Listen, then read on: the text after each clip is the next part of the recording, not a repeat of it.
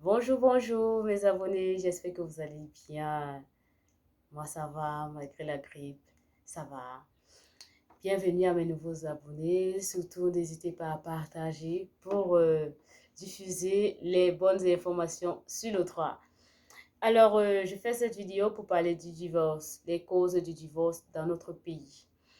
Nous devons déjà savoir que lorsqu'on décide de se marier, c'est pour le meilleur et pour le pire et que la loi camerounaise protège la famille, protège le lien du mariage, les obligations et les droits.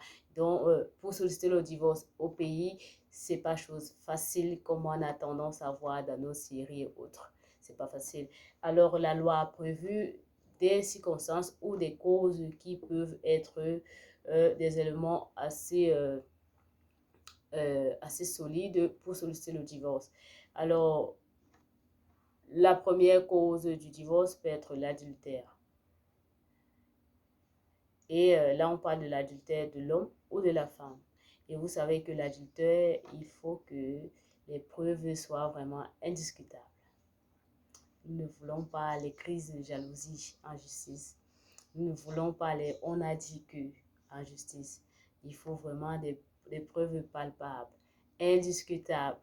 Et nous devons également savoir que si notre conjoint nous a trompés il y a de cela 6 mois, 1 an, et que nous avons continué la relation, nous ne pouvons pas revenir dessus pour solliciter le divorce quelque temps plus tard.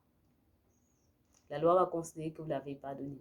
Alors, si vous voulez divorcer sur la cause de l'adultère, vous devez le faire dans un temps voisin.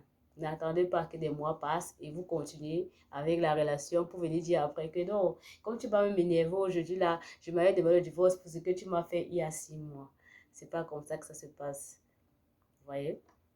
Bon, les autres causes du divorce sont l'excès, les sévices, les injures. Et lorsqu'on parle d'excès, les sévices et autres, on parle de violence que nous pouvons subir dans le foyer. Les injures également peuvent être de différents ordres. De toutes les façons, tout va être analysé par le tribunal avant de vous accorder le divorce. Et le divorce par consentement mutuel,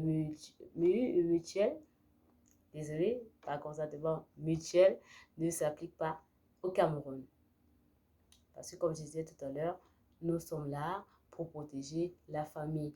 Donc avant de se marier, il faut être sûr que vous allez jusqu'à la gare, comme on dit souvent.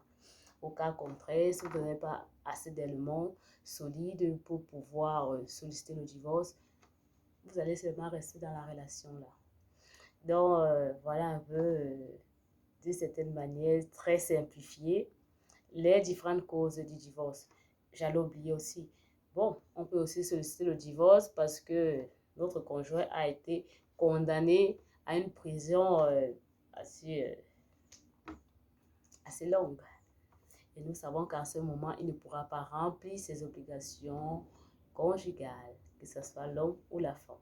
Bon, maintenant, si je n'ai pas cité d'autres causes, vous comprenez donc que ça n'entre pas dans les causes du divorce. Et pour pouvoir obtenir le divorce sur ces causes-là, il va falloir des arguments solides et beaucoup de jurisprudence. Et en ce moment, vous avez besoin des services d'un avocat ou d'un expert dans le domaine.